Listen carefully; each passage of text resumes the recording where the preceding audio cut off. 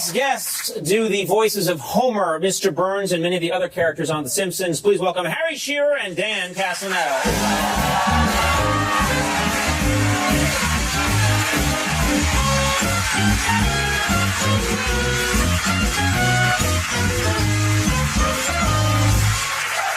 Guys, thank you for being here.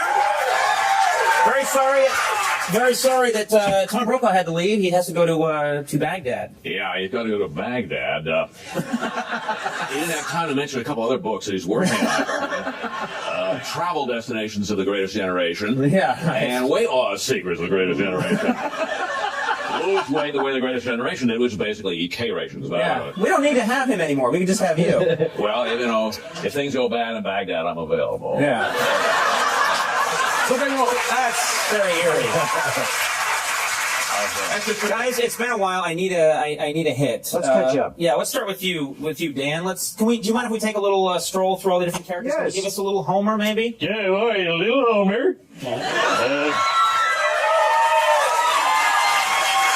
Then, of course, there's Krusty the Clown. All right, Krusty. I love late night. You can say anything. The Kafka. Grandpa Simpson, what are you people doing in my room?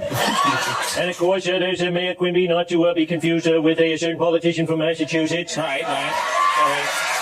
And What about Groundskeeper Willie? do it forget Groundskeeper Willie. Yeah.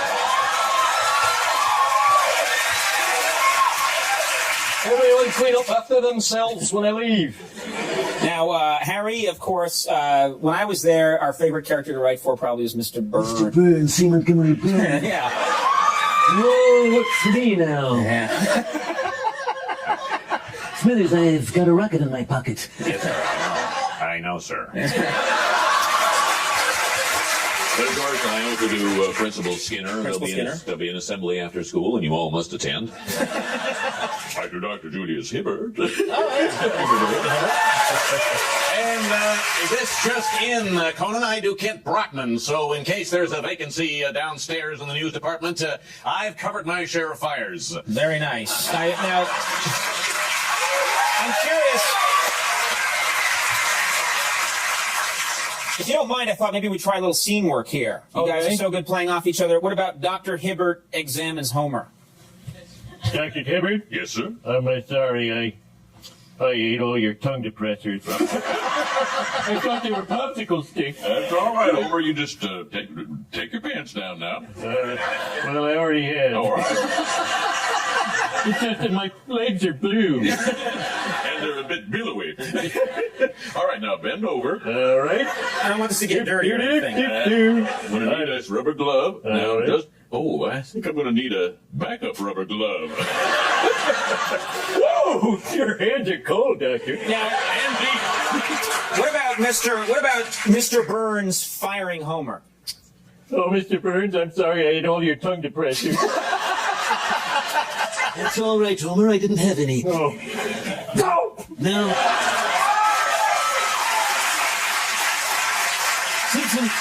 Simpson, what is it exactly you do at the nuclear power plant? Well, I make sure everything's safe. I make sure people safen up and be safe.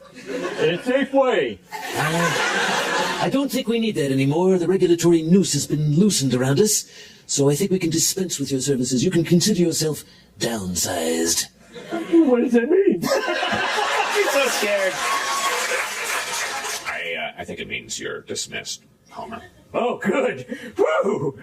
Can I go back to work now? Did you ever think there was a point on that show? This is actually all stuff Conan wrote that never made sense. Yeah, right. Thank you. I remember one of the most fun things about working on that show was the amazing guest stars that would come on the show. Oh, yeah. Johnny Carson was a guest voice when I was on the show. That's right. Sometimes it was Harry, actually. Sometimes it was. That's Yeah, it was very good, very good. But we actually did have the actual Johnny Carson. You had the actual Johnny Carson, and I hear that the Rolling Stones were on recently. That's right. We had Mick Jagger and Keith Richards and Elvis Costello, Tom Petty. What were the Stones like? Well, it was very interesting. It was a particular rock and roll hierarchy. It was like, first of all, like in terms of lateness, you would have Mick Jagger and Keith Richards come in about 45 minutes late. And then like Elvis Costello 30, Tom Petty maybe 25, Lenny Kravitz 23. Brian Setzer right on time. Michael Bolton came early.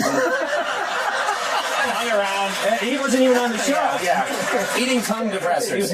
What were Mick and Keith like? Well, Never met those. you've heard the contrast between those two guys, and Right. you could see it. I mean, Mick came in; he was very nattily dressed and very quiet, and nobody was in the room to record with him, and he would do his lines, and then immediately was gone, and in comes Keith Richards. Where's my microphone? And he had a big tumbler of vodka and orange juice. Yeah. And he goes, oh, I'm kind of, and we're like, oh, are we going to have to put subtitles underneath, But he was actually very, very good. And the thing was, he'd sign, oh, sure, I'll take a picture with you or whoever, I don't know. There's someone next to me right now. And he signed my wife's album cover and it said, Old Band, Old Party, 2002. And she said, why'd you put down 2002? He says, I never thought I'd live to see 2000. Perpetually happy. Now, I missed Michael Jackson being on the show. Oh. I think I came in right after that. What was that experience? Because he's in the news. He popped by earlier on the show. What was it like having Michael Jackson? Well, he played a 300-pound white mental patient who thought he was Michael Jackson, which was a cute idea. So he comes into the show. First, we go to his manager's house, Andy Gallen's house, for the read-through. And everybody shows up on time, including Michael Jackson. He wasn't dangling a child or anything. Right. As far as I can tell. You're right. He took a quick break to dangle and then came back. To the table. Yeah. But he's sitting there looking at his script, silent. It's 7:30. Dan is late. No slam on Dan. Traffic was bad. Well, rock and roll higher. Sure, yeah, right. He didn't want to be no Lenny Kravitz. Yeah. Right. So normally there'd be conversation, there'd be jokes. Silence. Michael sits there silent. We don't want to disturb, we're afraid we might scare him or anything. So 25 minutes of the weirdest silence you've ever seen until Dan arrives. Then it's Monday. We're doing the show. Michael comes in. We're reading the script again, the final read through. He reads his dialogue. There comes a point where this 300-pound mental patient starts to sing special lyrics to Ben. Right. Michael sits back, and this wiry white guy next to him starts singing, Ben. And I turned to somebody next to me. I think it was Yardley Smith, and I said, what's the deal here? It's just, I think we paid just enough for the talking Michael Jackson, but not enough for the singing. So he didn't sing? It wasn't him singing? And he specified the guy who was brought in. He specified the Michael Jackson sounded like that was brought in. That is so weird. He's right what's weird there. is he's now adopted him, but that's Very nicely done. Now, If it had been him, he had a towel over his head. you guys just just... why he had a towel over the baby's head, by the way. Why is that? Because they've already started the plastic surgery. All right, that's going to be... That just can't... Oh, now Now you broke it. You've gone you broke over the the whole balcony thing. on this one. The kid looked too much like a baby. Oh, I miss you all. We miss you. Give all this up. Yeah, that's right.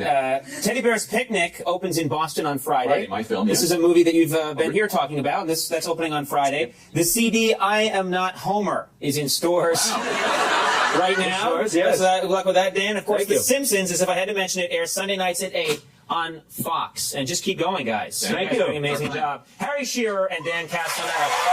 You can't shake each other's hands. Steve Earle and the Dukes are coming up. We'll take a break. We'll be right back.